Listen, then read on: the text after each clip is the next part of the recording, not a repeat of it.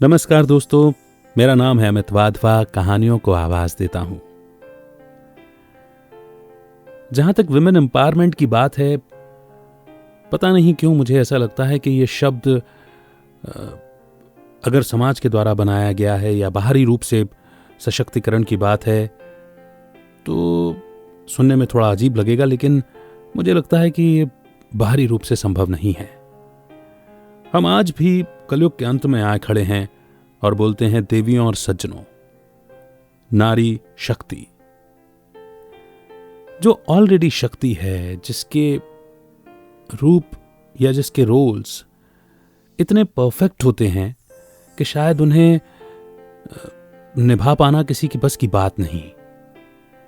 मैं हमेशा इस बात का जिक्र करता हूं कि एक घर में यदि मां नहीं भी है मगर एक छोटी सी कन्या है 8-10 साल की, तब भी वो घर सहेज करके रखती है। लेकिन एक ऐसा घर जिसमें कन्या भी नहीं है, कोई नारी नहीं है, कोई महिला नहीं है, उस घर को सहेज कर रख पाना ही बड़ा मुश्किल होता है। सबसे सुंदर रूप मां का कहा जाता है, और शायद इसलिए कहा जाता है कि ईश्वर घर घर नहीं पहुंच सकता था, इसलिए उसने मां बनाई। मां के पहले का रूप बहन का रूप है। तो कई बार अचरज भी होता है कि इन दो पवित्र शब्दों के साथ में हमने क्या कर रखा है। जिस जिह्वा पर या जिस जुबान पर हम देवी मां सरस्वती के विराजमान होने की बात करते हैं, उसी जुबान पर न जाने कैसे कैसे अब शब्द ले आते हैं, और फिर उलाहना भी जबरदस्त मिलता है कि जिस देश में कन्याओं की पूजा होती है, उसी देश में कन्याओं के साथ क्या नहीं हो जाता। अब ये लोग दूसरी दुनिया से तो आते नहीं हैं, तो वही भक्त जो देवी मां के मंदिर में माथा और नाक रगड़ते हैं, जय माता दी के जयकारे लगाते हैं, और मंदिर की चौखट से बाहर आते ही या कई बार मंदिर में खड़े खड़े भी अपनी नजरों की चेकिंग कीजिए। ये नजरें कैसी हो जाती हैं।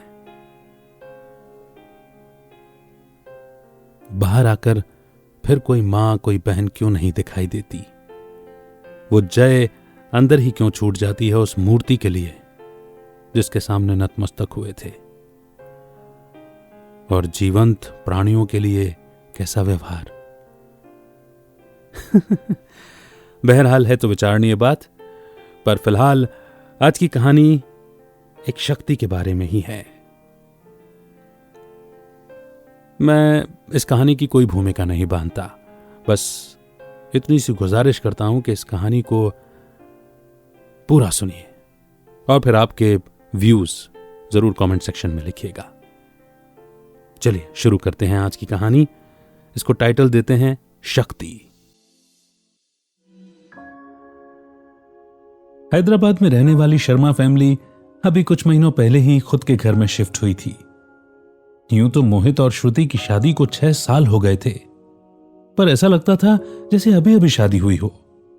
दोनों बहुत कम समय में ही पूरी सोसाइटी में सभी के चहेते बन गए। मोहित पेशे से एक टीचर था और श्रुति फिटनेस ट्रेनर थी। एक मैराथन के दौरान दोनों मिले थे।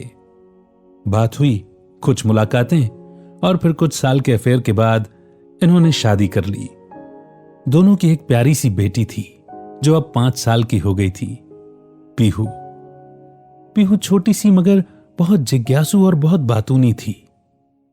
पापा, आपने कहा था ना कि प्रॉमिस नहीं तोड़ते।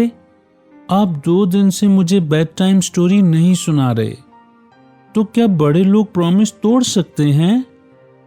उसके सवाल दोनों को हैरान कर देते। कभी कभी तो मोहित और श्रुति को यूं लगता जैसे वो दोनों छोटे बच्चे हैं और पीहू जैसे उनकी पेरेंट हो। मोहित और श्रुति को कहना पड़ता, उफ पापा की प्रिंसेस, आज से नहीं होगा और प्रॉमिस भी नहीं तोड़ेंगे, पक्का।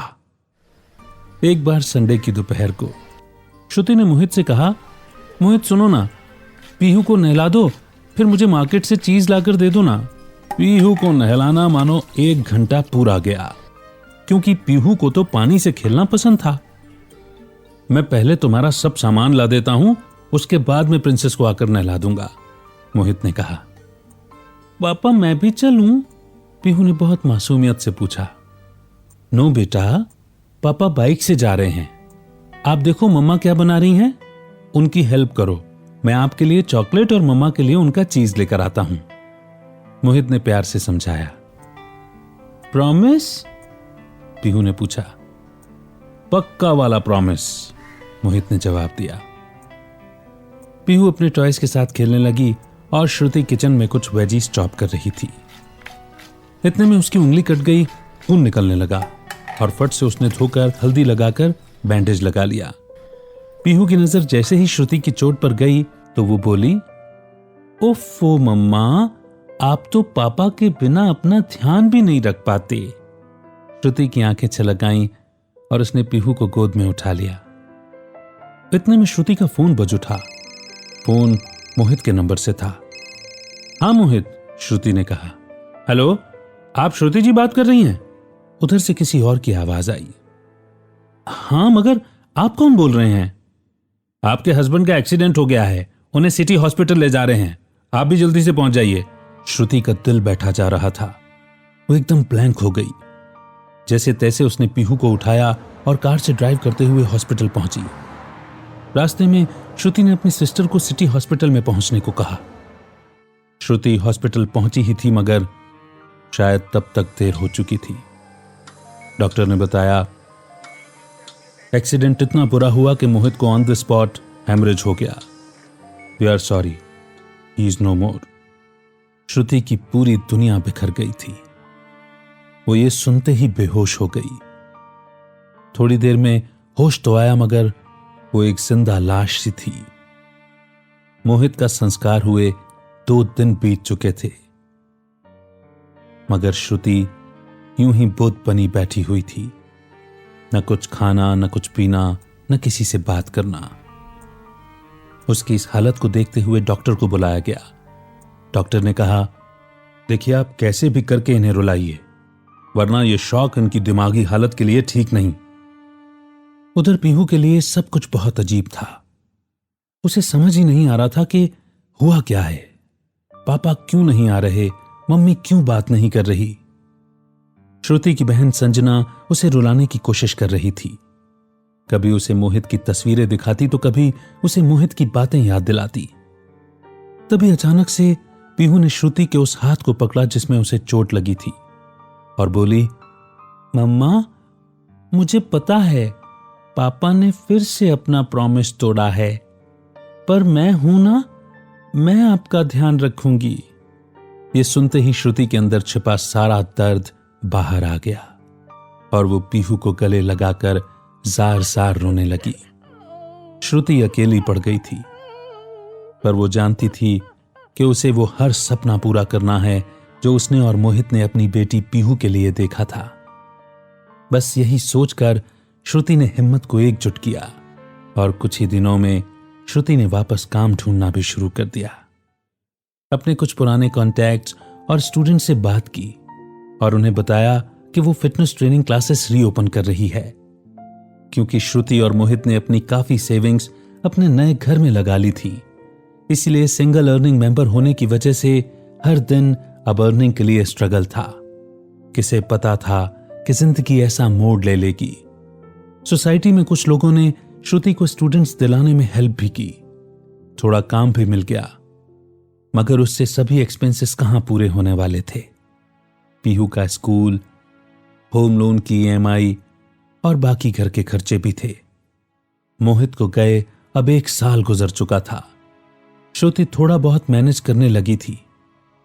श्रुति और पीहू बहुत थोड़े में मैनेज कर रहे थे। धीरे धीरे बाकी सेविंग्स भी खत्म हो रही थी, मगर श्रुति को कोई परमानेंट काम नहीं मिल रहा था। शादी से पहले श्रुति एक जिम में फिटनेस ट्रेनर थी। वहां एक बार किसी ने श्रुति को कुछ कमेंट्स पास किए, काफी झगड़ा हुआ। श्रुति ने कंप्लेंट भी की, मगर वो जिम ओनर का ही फ्रेंड था। उल्टा श्रुति को ही जॉब क्विट करना पड़ा था। मोहित के सजेशन पर श्रुति ने फिर कहीं और ज्वाइन नहीं किया, बल्कि इंडिविजुअल क्लाइंट्स को ही कुछ समय तक ट्रेन करती रही थी। मगर अब हालात बदल चुके थे। एक फिक्स्ड इनकम के तौर पर श्रुति को जिम ज्वाइन करने के अलावा और कोई रास्ता नहीं दिखाई दे रहा था। श्रुति ने डिसाइड किया कि आज वो किसी जिम में काम के लिए जरूर जाएगी, मगर आज ही पीहू का रिजल्ट भी था।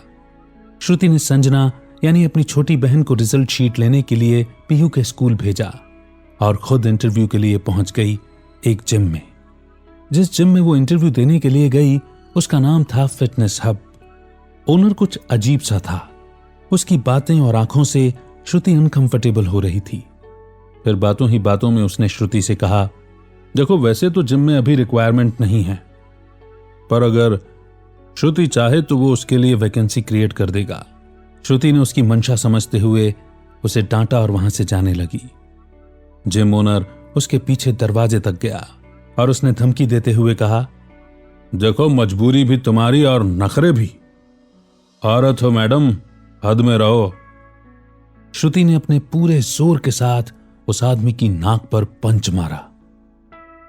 तुम्हारी हद और औकात अब किसी भी औरत से बात करते समय याद रखना। ये बोलकर वो वहां से चली आई। घर आकर श्रुति बहुत रोई। श्रुति कमजोर नहीं थी, लेकिन उसे कोई रास्ता नहीं मिल रहा था। पहली जगह ऐसा एक्सपीरियंस मिला, उसके बाद उसका कहीं जाने का मन नहीं हुआ। काम ढूंढना जरूरी था और पीहू को संभालना भी, क्योंकि पीहू इतनी बड़ी नहीं थी कि श्रुति उसे अकेला घर पर छोड़ सके। इसलिए बतौर जिम ट्रेनर ज्वाइन करना ही उसे एक अच्छा सॉल्यूशन लग रहा था, जहां वो कुछ घंटे काम करके एक स्टेबल इनकम भी कमा सकती थी और पीहू को भी संभाल सकती थी, या कुछ घंटों के लिए पीहू को संजना के यहां छोड़ सकती थी। श्रुति और संजना के पेरेंट्स नहीं थे। यह हिचकिचाहट भी थी कि कितनी बार वो पीहू के लिए अपनी बहन को परेशान करती। इन्हीं विचारों में उमड़ते घुमड़ते श्रुति की नजर घड़ी पर पड़ी। उसे पीहू को वापस लेने जाना था। उसने अपने आंसू पोंछे और वो घर से निकल गई। मगर श्रुति को रास्ते में महसूस हुआ कि एक गाड़ी लगातार उसके पीछे है। ये महसूस होते ही श्रुति ने उस गाड़ी को कंफ्यूज किया और संजना के यहां पहुंची। कुछ देर वहीं बैठकर पीहू को वापस लाते समय वो रास्ते भर यही सोचती रही कि वो कौन था जो उसका पीछा कर रहा था। घर आकर दोनों मां बेटी रिजल्ट डिस्कस करने लगी। पीहू ने बताया, देखो mamma, I got full marks in English and maths. बाकी सब्जेक्ट्स में 2-3 मार्क्स अभी कम आए हैं, but I promise next time सब में फुल होंगे। श्रुति ने पीहू को गले लगाकर कहा, इट्स ओके बेटा, I know you will make mamma and papa proud. Pihu को खाना खिलाते समय डोरबेल बजी। श्रुति देखने पहुंची तो दरवाजे पर कोई नहीं था, मगर एक एनवेलप वहां पड़ा था। उसे देखकर श्रुति को अजीब लगा। उसने यहां वहां झांका, मगर कोई नहीं दिखा। पीहू को खाना खिलाने के बाद श्रुति ने उसे सुला दिया। उसके बाद श्रुति ने उस एनवेलप को उठाकर देखा। एनवेलप के अंदर एक कागज था और उस पर एक नोट लिखा था, अपनी हद पार करने की सजा तुम्हें मिलेगी। श्रुति उसे पढ़ते ही गुस्से से लाल हो गई। वो समझ गई कि जिम में हुए किस्से से बात जिम ओनर के मेल ईगो पर आ गई है। मगर वो घबरा भी रही थी, अपने लिए नहीं, अपनी बेटी पीहू के लिए। वो अभी ठीक से मोहित की मौत के सदमे से उभर भी नहीं पाई थी, और ये सब। अगले दिन जब श्रुति रोज की तरह पीहू को स्कूल ड्रॉप करने जा रही थी तो वो थोड़ी अलर्ट थी। अपने आगे पीछे हर ओर वो यही चेक कर रही थी कि कोई उसका पीछा तो नहीं कर रहा। श्रुति ने पीहू को स्कूल ड्रॉप किया और वापस घर के लिए निकल गई। रास्ते में एक शॉपिंग मार्ट पर घर का कुछ सामान लेने के लिए रुकी। जैसे ही श्रुति शॉपिंग मार्ट से बाहर आई, तेजी से एक बाइक आई और पीछे बैठे आदमी ने अपने शर्ट के अंदर से एक बॉटल निकालकर उसका ढक्कन खोला और श्रुति के मुंह पर वो लिक्विड फेंक दिया। श्रुति के हाथ का सब सामान गिर गया। बाहर खड़ा गार्ड और स्टाफ के लोग श्रुति का सामान उठाने आए और श्रुति से पूछा, मैम आप ठीक हैं? शुक्र है कि वो लिक्विड पानी ही था, मगर श्रुति बुरी तरह डर गई थी। वो अपना चेहरा पकड़कर रोने लगी। जैसे तैसे वो उठकर अपना सामान लेकर कार तक गई तो उसने देखा कार का कांच टूटा हुआ था और उसकी ड्राइविंग सीट पर एक एनवलप रखा था। श्रुति ने उसे उठाकर खोला। नोट में लिखा था, तुम्हारी हद बताने के लिए आज सिर्फ पानी मारा है। अगली बार मुंह पर। श्रुति को यह सब पढ़कर बहुत डर लग रहा था, और यह डर अपने लिए नहीं, पीहू को लेकर था। श्रुति ने यह सारी बात अपनी बहन को बताई। उसने सजेस्ट किया कि वो और पीहू उसके साथ रहने के लिए आ जाएं। श्रुति ने संजना को कहा कि वो पीहू को कुछ दिन उसके पास छोड़ जाएगी और पीहू के स्कूल से 1 हफ्ते की मेडिकल लीव ले लेगी ताकि पीहू सेफ रहे। उस दिन श्रुति पूरी सावधानी से छुपते छुपाते मुंह पर कपड़ा बांधे पीहू को ऑटो से स्कूल लेने गई। उसने पीहू को पिक किया और समझाया, बेटा मम्मा को काम से कुछ दिन के लिए बाहर जाना है, आप संजना मासी के यहां रहना। उसने अपनी बहन संजना से कहा। पीहू थोड़ी उदास हो गई। श्रुति ने समझाया, बेटा मम्मा ने इस काम के लिए पापा से प्रॉमिस किया है, और पीहू और मम्मा कभी प्रॉमिस नहीं तोड़ते ना। प्रॉमिस की बात सुनते ही पीहू ने कहा, ओके मम्मा, पर आप मुझे रोज कॉल करना और मैं मासी को बिल्कुल भी तंग नहीं करूंगी, ये पीहू का प्रॉमिस है। श्रुति ने पीहू को गले लगाया और मन ही मन सोचा, इतनी स्ट्रांग बच्चे की मां कभी कमजोर नहीं हो सकती। श्रुति नहीं चाहती थी कि स्टॉकर्स को उसकी बहन संजना के घर के बारे में पता चले। उसने एक मीटिंग पॉइंट पर संजना को बुलाया। पीहू को संजना को सौंपकर ऑटो चेंज कर वो सीधे पुलिस स्टेशन पहुंच गई।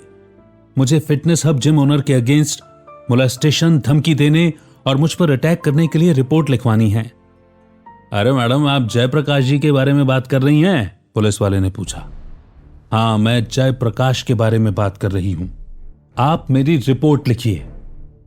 श्रुति ने गुस्से में आकर आवाज सख्त करते हुए कहा, मैडम देखिए, कोई गलतफहमी हुई है। काफी पहुंचा हुआ आदमी है, कॉन्ट्रैक्टर हैं बहुत बड़े, आपको जरूर कोई गलतफहमी हुई है, सुनने समझने में कोई गलती हो गई है कुछ।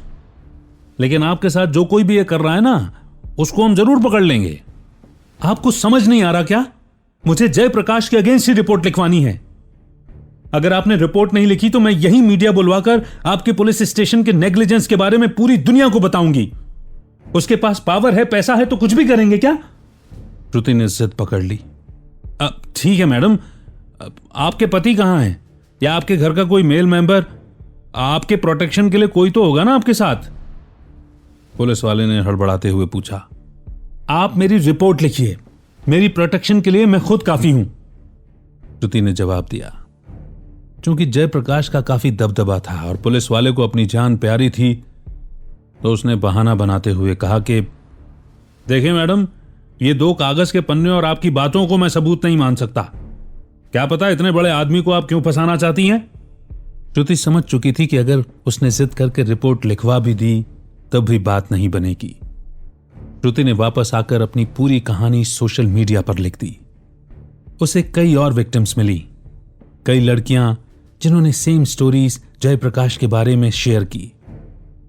श्रुति ने सभी से कांटेक्ट किया, उनसे रिक्वेस्ट की कि वो सब मिलकर इसे स्टेटमेंट के रूप में दें, मगर लोगों को अपनी इज्जत और जान के डर से चुप रहना ही ठीक लगा।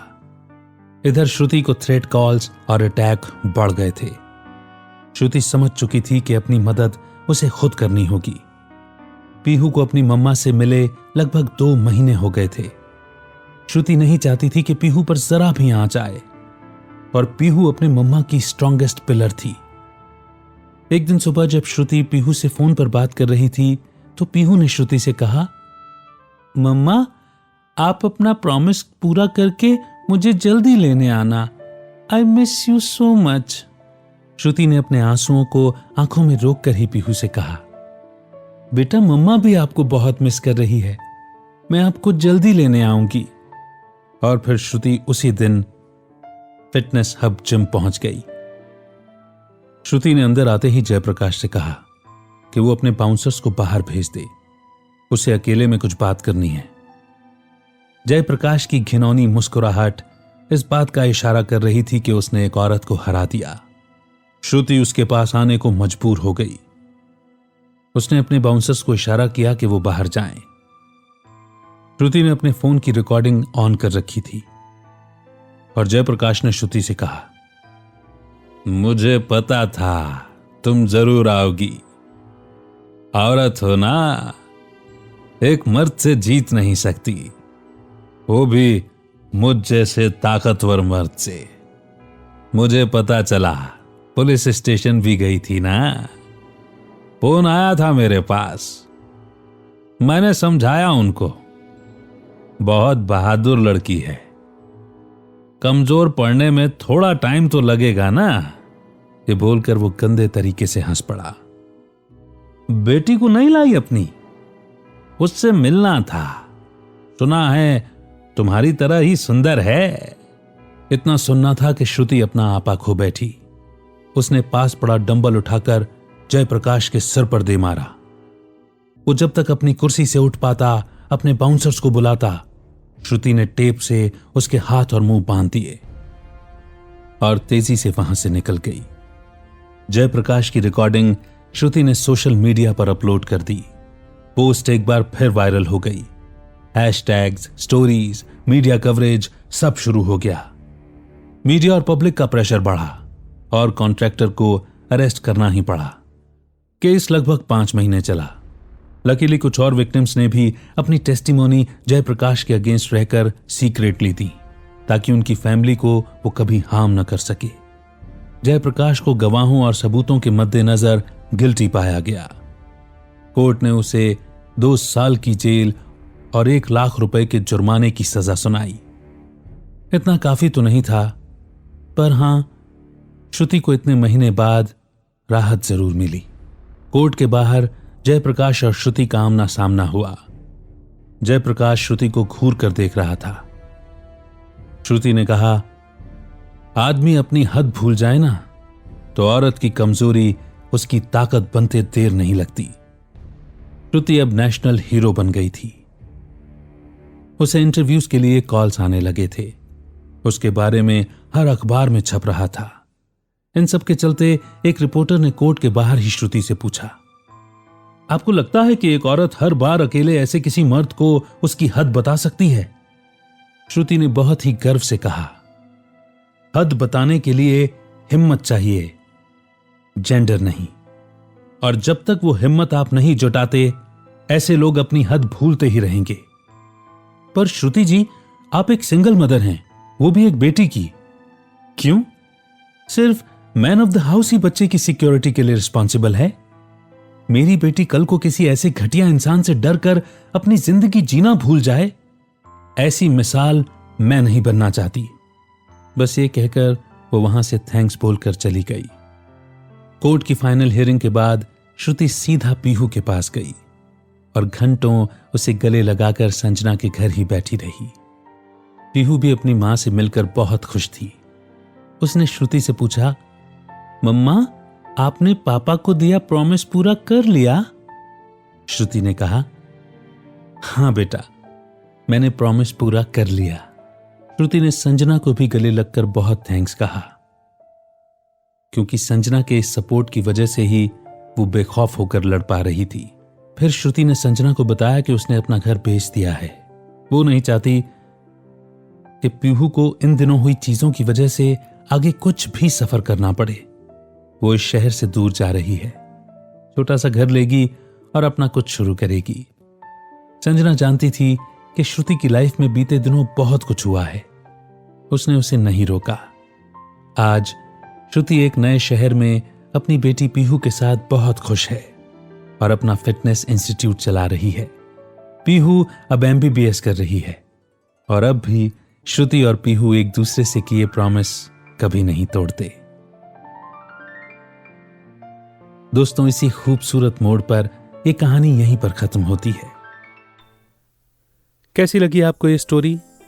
इस कहानी की राइटर हैं नेहा। शक्ति की शक्ति आपको कैसी लगी? कमेंट सेक्शन में जरूर बताइए। नेहा के लिए भी अगर आप कुछ फीडबैक लिखना चाहते हैं तो जरूर लिखिए। और आपको हमारी मेहनत कैसी लगती है, आप हमें यह भी बता सकते हैं। हौसला अफजाई होती है। अगर आपकी कोई पर्टिकुलर चॉइस है, कोई स्टोरी आप पर्टिकुलर सुनना चाहते हैं किसी टाइप की, तो वो भी आप हमें बताइए। बहुत जल्द एक नई स्टोरी के साथ फिर होगी मुलाकात। तब तक शक्ति का स्थान और शक्ति की शक्ति को जहन में रखें। और शक्ति का निर्माण करने वाले की हमेशा याद में रहें, यानी कि शिव की याद में रहें। बहुत जल्द होगी मुलाकात। Keep smiling, keep shining. Amit Wadhwa का नमस्कार। जय हिंद, जय भारत।